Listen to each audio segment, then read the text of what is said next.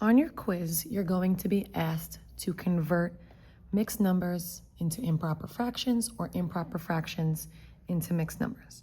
So let's look at, first we have this mixed number, 3 1/4.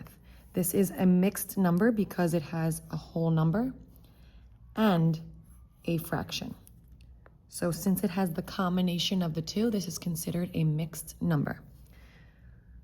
A question on our quiz might ask us to convert this to an improper fraction. So I'm going to multiply the denominator times the whole number. So 4 times 3 is 12. Then I'm going to take that answer and add that to the numerator. 12 plus 1 gives me 13. And then my denominator is going to stay the same. So my answer becomes 13/4. Now this changed from a mixed number to an improper fraction, and I know this is an improper fraction because the numerator, or the top number, is greater than the denominator, or the bottom number. Now let's look at the reverse.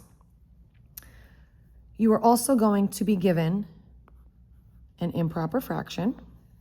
And again, this is an improper fraction because the numerator is larger than the denominator.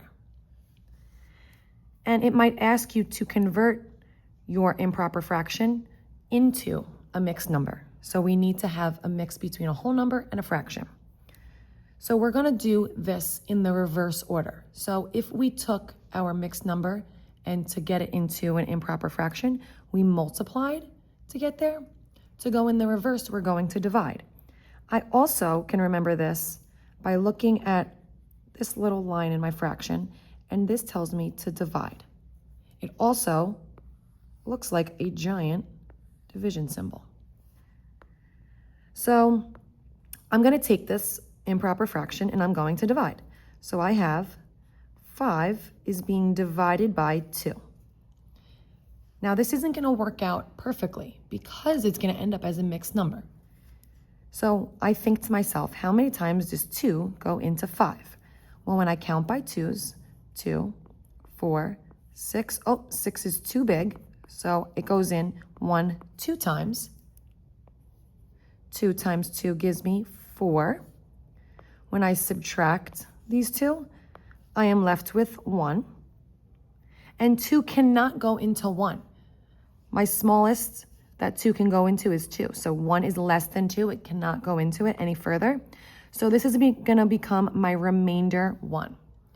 So when I divide, my answer is 2 remainder 1. To get this into a mixed number, I'm going to keep my whole number the same.